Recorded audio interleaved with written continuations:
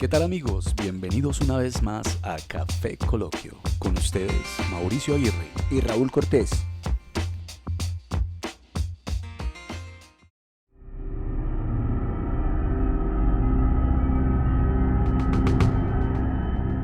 Cuando las imágenes parezcan vivas, moviéndose libremente, cuando los barcos como peces naden bajo el mar, cuando los hombres superen a los pájaros, escalen los cielos, entonces la mitad de la humanidad se hundirá en la sangre. Profecía del siglo XV hallada en un monumento funerario de Kirby, Inglaterra.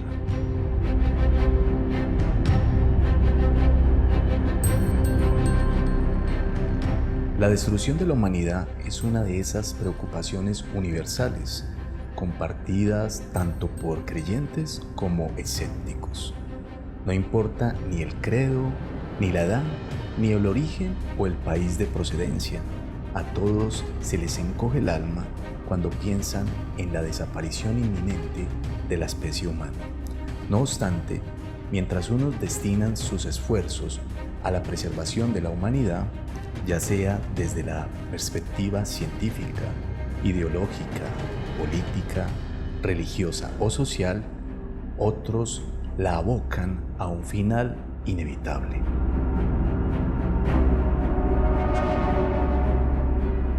¿Qué tal, Raúl? Bienvenido. ¿Qué tal, Mauricio? Hombre, qué interesante la introducción, pero ¿sabes qué? Yo te quiero invitar a que nos sirvamos un café. Excelente, tomémonos un cafecito.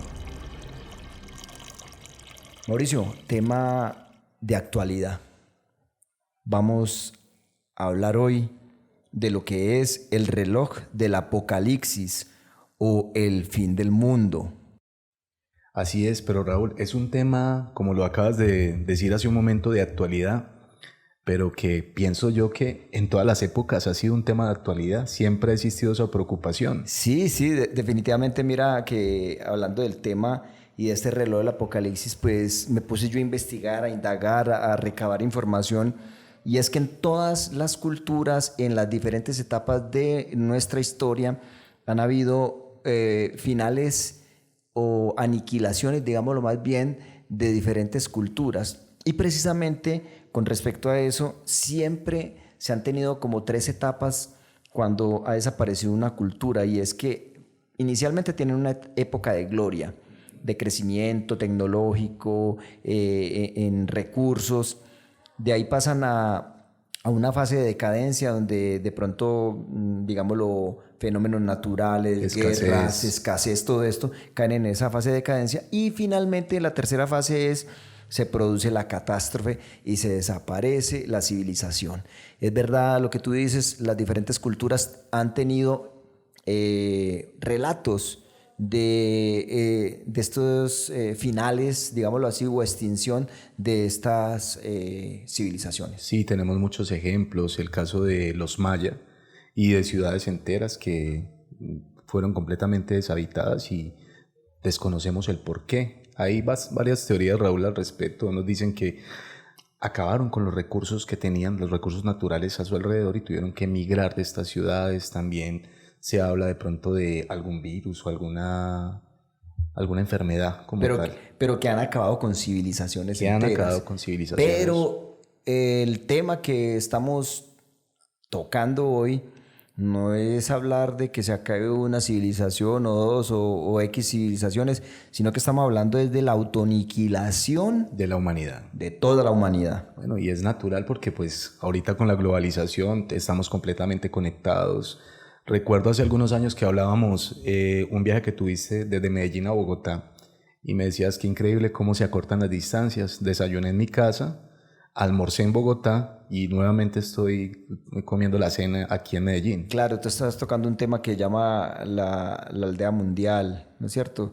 Que dado a los desplazamientos que ya son más cortos porque ahí el sistema de viajar en avión, o también estamos más cercanos por el internet, las comunicaciones, es así. Entonces estamos al tanto en tiempo real de lo que está pasando. Por ejemplo, la guerra entre Ucrania y Rusia en tiempo real. Correcto. Estamos todo en tiempo real informándonos, y en este orden de ideas el tema que vamos a estar tratando hoy es el reloj del apocalipsis, el reloj del fin del mundo, el reloj del final de todo. Bastante alarmante, ¿no? Muy alarmante, pero muy real, Mauro.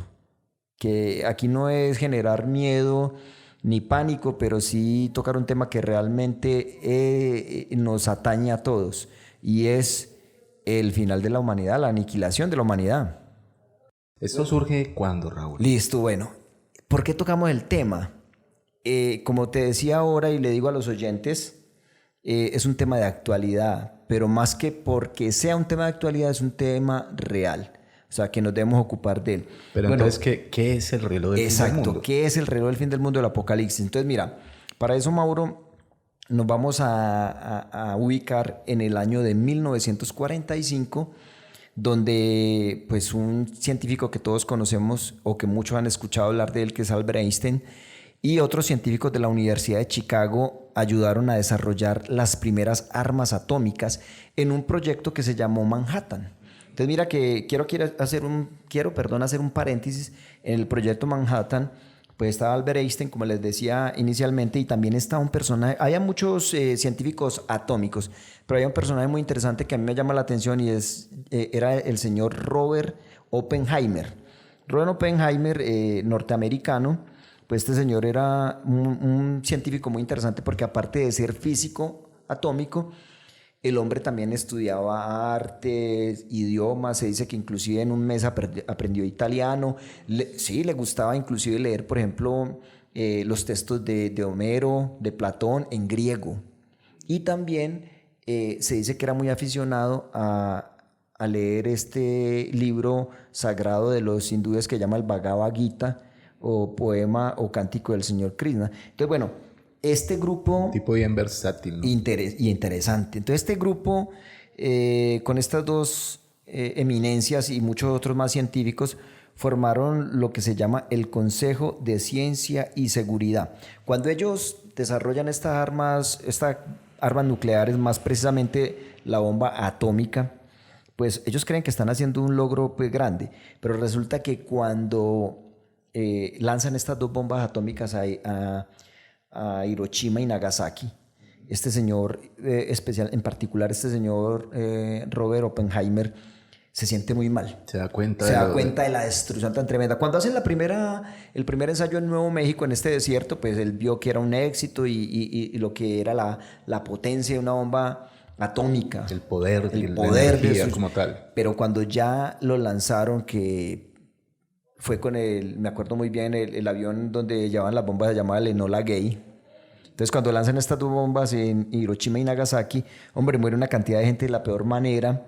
Este señor Robert Oppenheimer, siente mucha culpa. Claro, ve la capacidad destructiva de su creación. Sí, y refiriéndose al Bhagavad Gita, pues cita un texto del Bhagavad Gita y dice: me he vuelto el dios de la muerte, el destructor de mundos.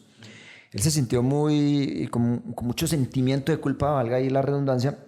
Entonces, a partir de ellos ver el poder que tienen estas bombas atómicas, forman algo que se llamó el Consejo de Ciencia y Seguridad, y emiten un boletín llamado el Boletín de los Científicos Atómicos. Esto salió en 1945. Entonces, en este grupo, 2 años más tarde, estamos hablando de 1947, estos científicos, utilizando las imágenes del apocalipsis y el idioma relacionado con explosiones nucleares, la idea es transmitir a la humanidad la situación de amenaza en la que se encuentran. Entonces, el reloj del juicio final, o el reloj del apocalipsis, como lo llamaba, lo establecen cada año la Junta Científica y Seguridad del Boletín, en consulta con su junta de patrocinadores. Y dentro de estos patrocinadores estamos hablando de más de 11 premios Nobel. ¿Cómo te parece? De la ciencia.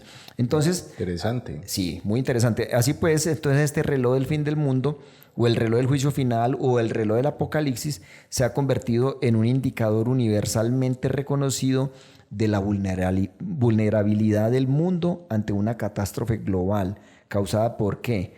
Por tecnologías creadas por el hombre. Cuando hablamos tecnologías creadas por el hombre, nos estamos refiriendo a temas de tipo antropogénico, o sea, creados por el hombre o por la humanidad. Entonces, este reloj del Apocalipsis es un reloj simbólico. Okay. Que estos científicos cada año se reúnen y llegan a un consenso y dicen a qué punto deben estar las manecillas. Bueno, entonces ellos tienen una reunión específica una vez al año, tienen su fecha establecida, sí. Se reúnen y a partir de esta reunión sacan sus conclusiones. Sí, pero esas reuniones, como te decía, no a cualquiera. Estamos hablando de 11 premios Nobel y estamos hablando de una serie de científicos que están especializados en catástrofes ambientales, climáticas. Estamos hablando de personajes que conocen bastante la historia armamentista, estamos hablando de economistas, estamos hablando de personas que conocen de medicina con respecto a todo lo que tiene que ver con amenazas biológicas. Entonces mira que es un grupo muy nutrido, muy selecto de científicos pues muy especializados en estos temas. Que saben de lo que están hablando. Saben totalmente de lo que están hablando. Entonces resulta que las manecillas del reloj ahora están a 90 segundos de marcar la medianoche, que es la hora del fin del mundo. Te decía ahora que esto es una metáfora de lo cerca que está la humanidad de la aniquilación, mejor dicho, de la autoaniquilación. Imagínate, estamos a 90 segundos. A 90 segundos. Cuando arranca esto, Raúl, ¿a cuánto estaba, bueno, estaba ese vamos a hacer reloj? un recorrido. Cuando arranca este reloj del juicio final, está a 7 minutos. 1947, Mauro, oyentes, ha terminado la Segunda Guerra Mundial, ya pues Alemania es desarmada literalmente hablando, el mapa de Europa se reconfigura de una manera distinta. Digamos, después de esa Segunda Guerra Mundial, que fue la Gran Guerra Mundial, hay una cierta calma. Entonces para 1947 pero bueno, no hay tantas amenazas. Pero en ese momento entramos a la era atómica también. Sí, pero en 1947 el reloj estaba a 7 minutos de la medianoche. Perfecto. El tiempo va pasando, va transcurriendo y en 1991, cuando termina la Guerra Fría entre Estados Unidos y Rusia, hay unos pactos, digámoslo, de desarmarse ambas potencias. Ambas potencias de todo lo que tiene que ver con armamento nuclear. Que por cierto no cumplen ninguno de los dos. Pero hay un relajamiento de esta Guerra Fría. El reloj estuvo a 17 minutos de la medianoche. Acuérdate que cuando hablamos en este reloj simbólico, la medianoche de este reloj es el final de la humanidad.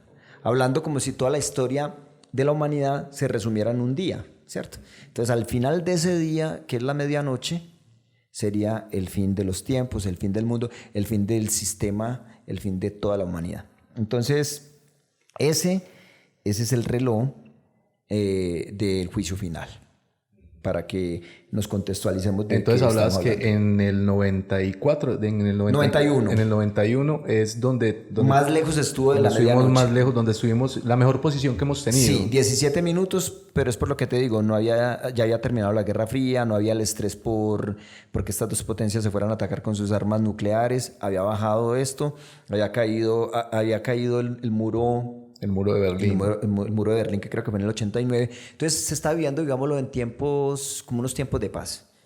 Que inclusive ahí también viene la canción de Tiempos de Cambio de Scorpions. Si la has escuchado, aquí también la recomendamos.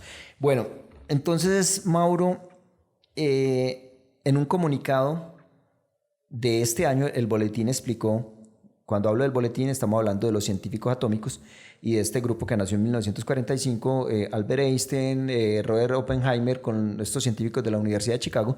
Entonces, ellos explican que este año se adelantaron las manecillas debido en gran parte, pero no exclusivamente, a la invasión de Ucrania por parte de Rusia. ¿Y sabes por qué? Porque hay un riesgo ahí grande de una escalada nuclear, porque entonces están los países de la OTAN, estamos hablando de un tema de actualidad, ya estamos entrando al segundo año de la guerra entre Ucrania y Rusia. Entonces hay un peligro inminente ahí de que estas otras potencias pueden intervenir y se dé, como decía hace poco, una escalada nuclear. Pero también, Mauro, asimismo podemos mencionar que las amenazas por la crisis climática, que es una cosa real. Es algo latente, es algo que estamos viviendo. No, es que es real, es que es real. Ver. Y también, por otro lado, el desmoronamiento de las normas e instituciones mundiales. y también necesarias para mitigar los riesgos asociados al avance de las tecnologías, como hablamos la otra vez, que son también a veces una amenaza. Y también estamos viendo los peligros y amenazas biológicas como el COVID-19. Entonces mira que hay varias razones por las cuales las manecillas de este reloj están a 90 segundos. Sabes que el año pasado estaban a 100 segundos. O sea que en cuestión de un año se adelantó 10 segundos. Sí, claro. Se adelantó 10 segundos y pues como te digo, es la vez desde 1947 hasta ahora que el reloj del apocalipsis o del final del mundo ha estado tan cerca de la medianoche. Es el momento más crítico. Estamos viviendo un momento muy crítico. Entonces, ¿qué miramos acá, Mauro? El riesgo nuclear. Hay un científico llamado Steven Fetter, es uno de los miembros del comité que estamos hablando de científicos atómicos, y este señor fija la hora del reloj del fin del mundo a estos 90 segundos y dice que está más cerca por el empeoramiento de las relaciones también entre Irán y Occidente. Mira que es que no estamos hablando solamente del conflicto entre Ucrania y Rusia, estamos hablando también de la tensión que hay a nivel bélico entre Irán y Occidente. Y son naciones que tienen en su arsenal armamento nuclear. Y también estamos hablando de los roces entre China y Estados Unidos en el estrecho de Taiwán.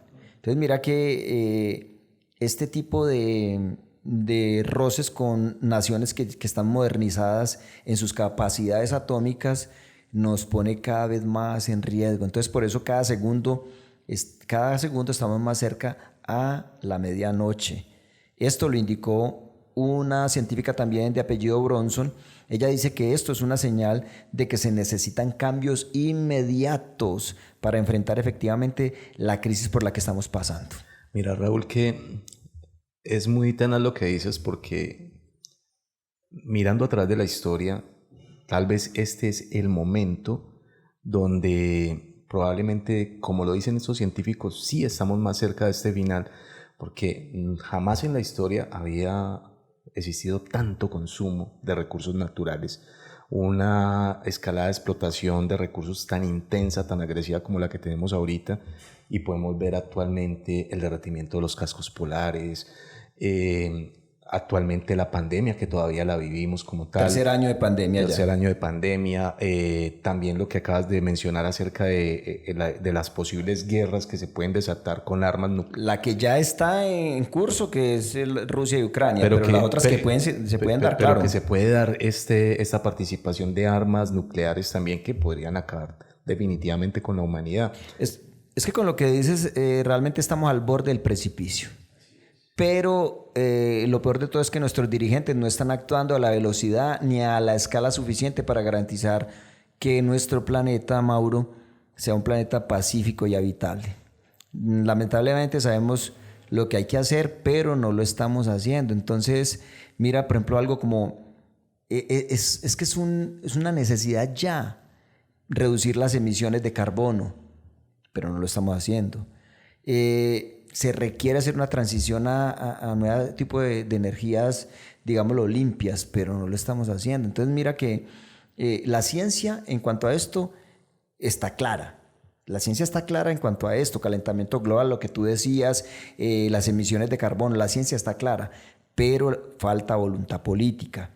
Esto debe cambiar en el 2023, en este año que estamos, si queremos evitar una catástrofe. Raúl, es que de pronto esto no se le da tanta trascendencia y debería ser un tema de conversación diario, pero es increíble cuando de pronto ves algún reporte de cómo aquí nuestra selva está siendo destruida. El Amazonas, el Amazonas está siendo destruido, pero de una manera, de una velocidad impresionante, y como por donde pasa la minería, por donde pasa la ganadería, la explotación, de los recursos, van dejando desierto, van dejando unos escenarios que son dantescos. Una huella de destrucción. Una huella de destrucción tremenda, y la velocidad es impresionante, son hectáreas y hectáreas y hectáreas, y estamos hablando de cientos, tal vez miles de hectáreas diarias que se van destruyendo en esta selva del Amazonas y en todo el mundo. Es cierto lo que dices, lo que pasa es que, como tú lo expresabas también, Creo que a muchas personas y sobre todo los que tienen el poder político de hacer los cambios a nivel mundial,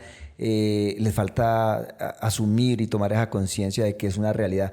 Los recursos que tenemos en este planeta, hay muchos que no son renovables.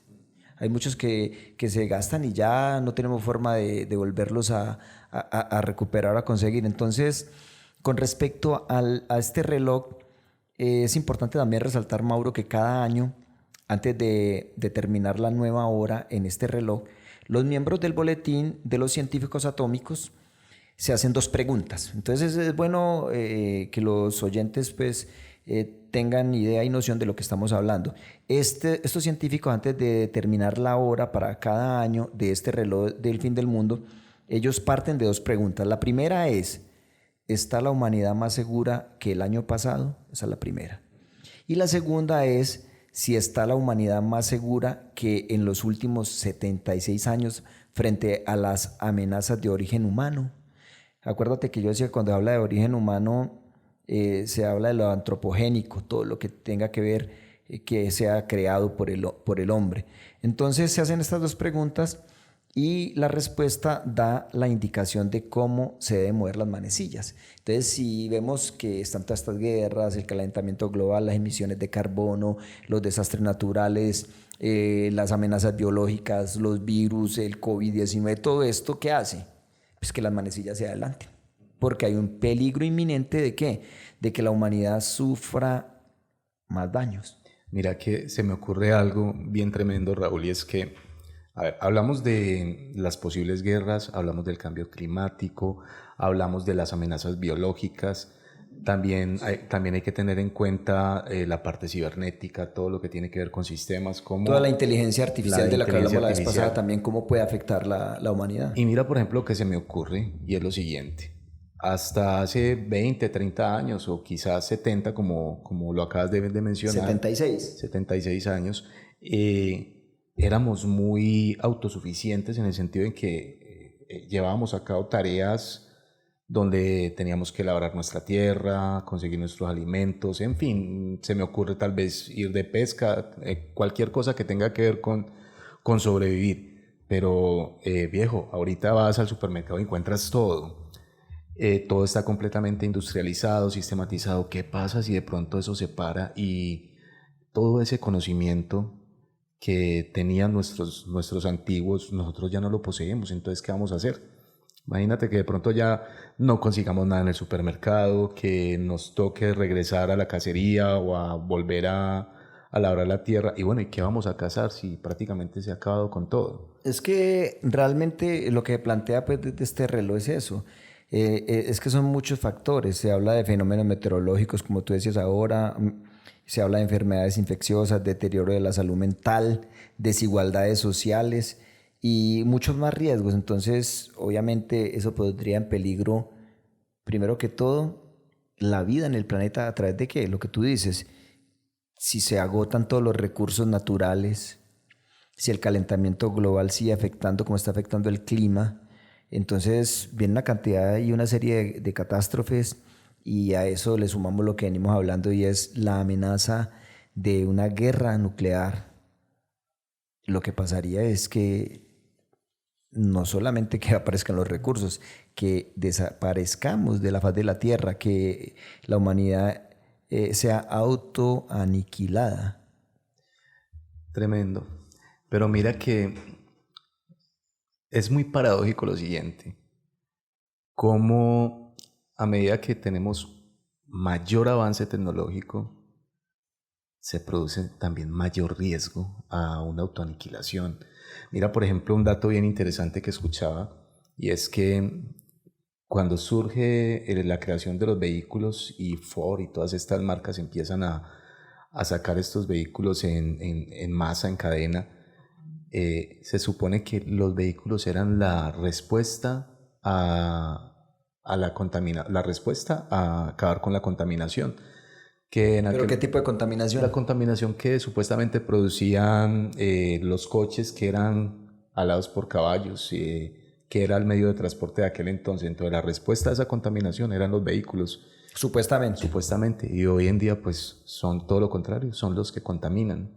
a través de los combustibles fósiles y todo esto. Entonces, mira qué tan particular como es de contradictorio todo, porque un avance tecnológico que debería ser, por el contrario, la posibilidad de una mejor calidad de vida, de cuidar más el planeta, lo que muestra es que no, que al contrario de esto lo que nos lleva es a un deterioro cada día más rápido y mayor. Pero tiene como lógica, digámoslo de alguna manera, la constante que ha marcado la desaparición de muchas civilizaciones, y es lo que veíamos ahora al inicio, y lo que tú dices, una época de gloria. Esa época de gloria puede ser lo que tú estás diciendo, los avances tecnológicos, los conocimientos científicos, los logros que se han alcanzado por medio de toda esta, digámoslo, ciencia avanzada. Ahí estaría la época de gloria, pero recuerda que después de esa época de gloria de esta civilización viene la fase de decadencia. Entonces, ¿qué puede traernos la decadencia? Lo que te estás diciendo, la emisión de carbono, los gases estos de el efecto invernadero. Estamos hablando de todo el abuso que le estamos haciendo a los recursos naturales, como tú decías, en el Amazonas, que cada día no sé cuántas hectáreas desaparecen. Y finalmente viene la catástrofe. Entonces, posiblemente estamos viviendo un ciclo parecido que no pondría en peligro la desaparición de una civilización, sino de toda la humanidad. La humanidad. Y lo tremendo de lo que estás diciendo y que se me ocurre en este momento es que, Raúl, mira, cuando hablamos de tiempos pasados, si imaginamos lo siguiente, decimos, por ejemplo, bueno, está pasando por una crisis bien fregada, digamos, alguna civilización en Europa, ¿cierto? Pero al mismo tiempo está prosperando en América otra civilización.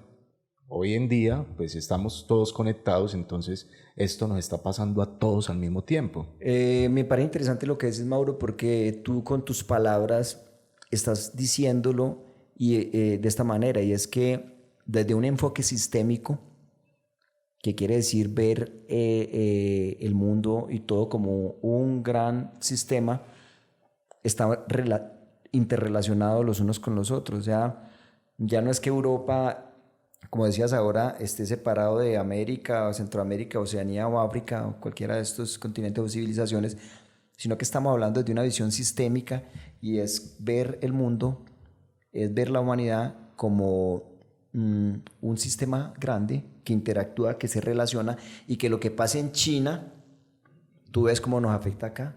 Y decimos, no, es que eso pasó allá en China, ¿y qué tiene que ver con nosotros acá en Sudamérica? Pues va llegando el problema. ¿Por qué? Porque desde una mirada o desde un enfoque sistémico todo está interconectado. Y lo que tú dices es cierto. Entonces ya no estamos hablando de que está en riesgo la desaparición de una civilización, sino que es que está en riesgo la desaparición de toda la especie humana.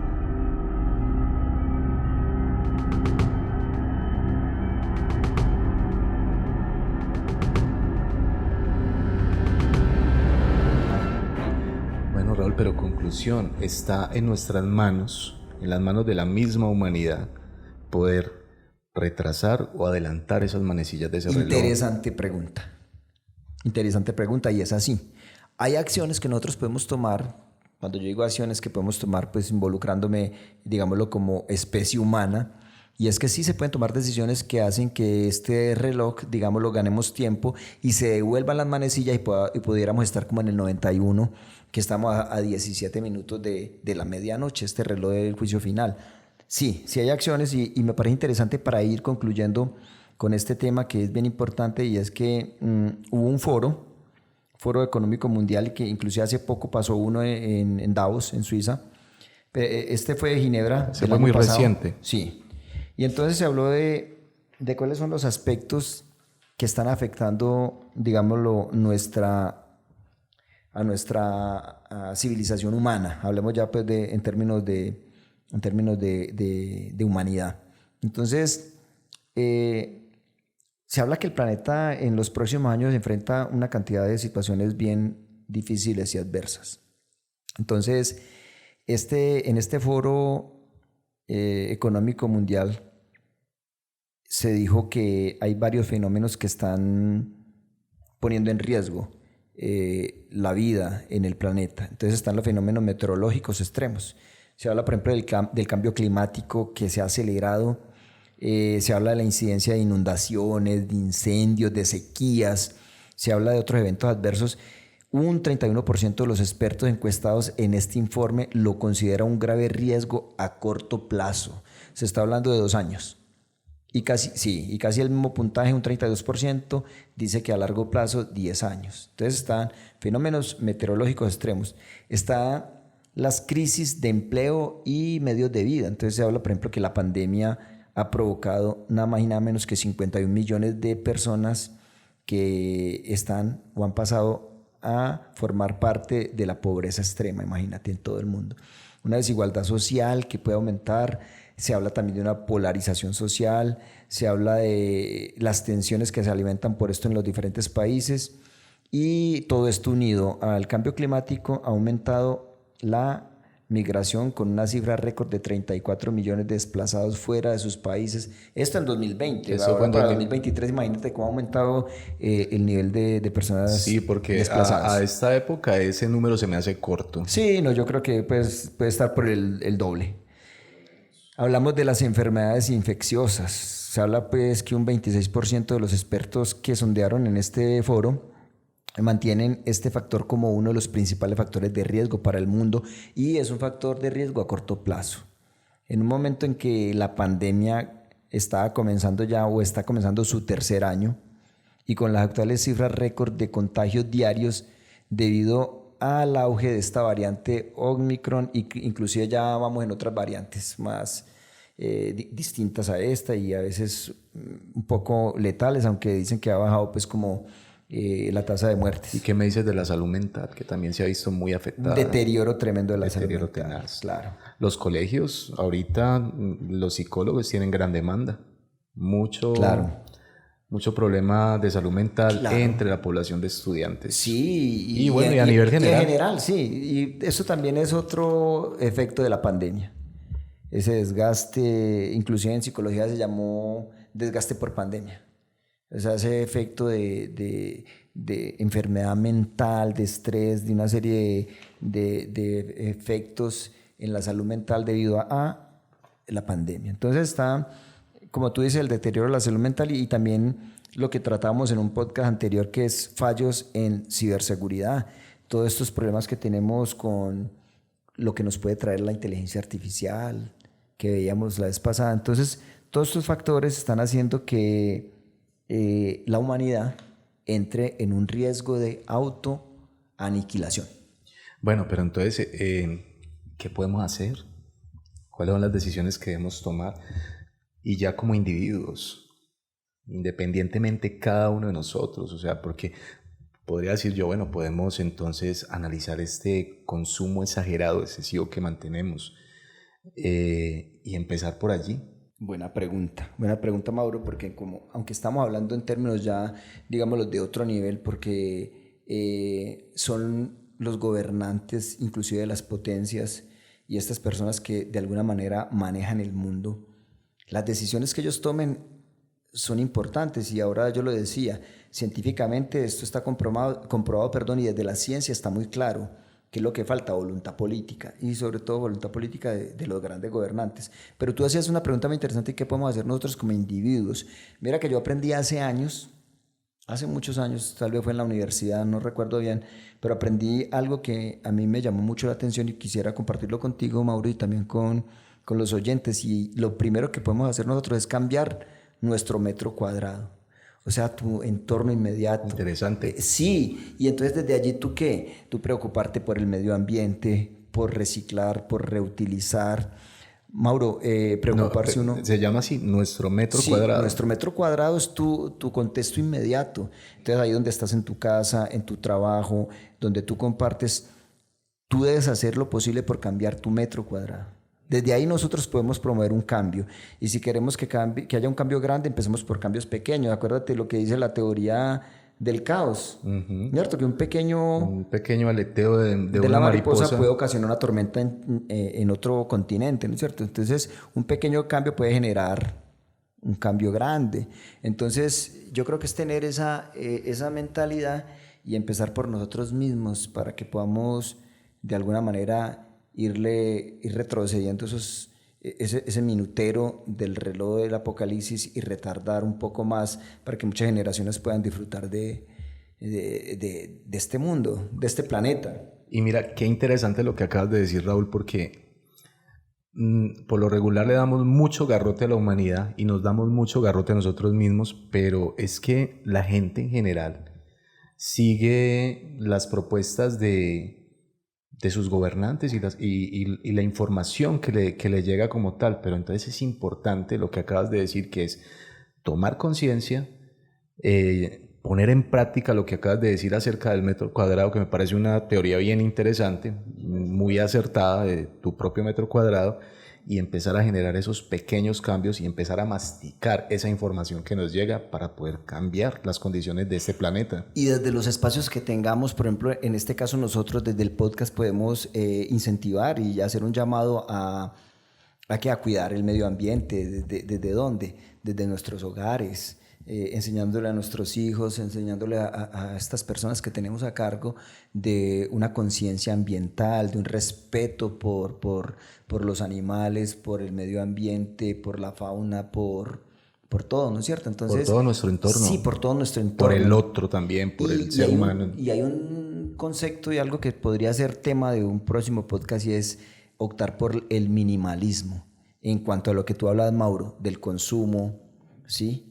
No incentivar tanto el consumo, que está bien hasta cierto nivel, pero no caer en esa cultura consumista de comprar y tirar, botar, contaminar, generar tanto daño a la humanidad. Entonces ahí estaría también, ya para ir cerrando este tema, y es hacer lo posible por cambiar nuestro metro cuadrado y ser muy responsables en el consumo. Qué interesante todo lo que nos acabas de decir, Raúl, y pues me quedó sonando mucho lo del metro cuadrado. Bueno, Raúl, llegamos entonces al final de este episodio. Yo creo que sí, Mauro. Súper interesante, preocupante también, pero que debemos tomarlo como una alerta para, como decimos aquí en Colombia, ponernos las pilas y cambiar. Es un llamado de atención. Y bueno, Raúl, entonces nos escuchamos en un próximo episodio. Hasta la próxima, Mauro.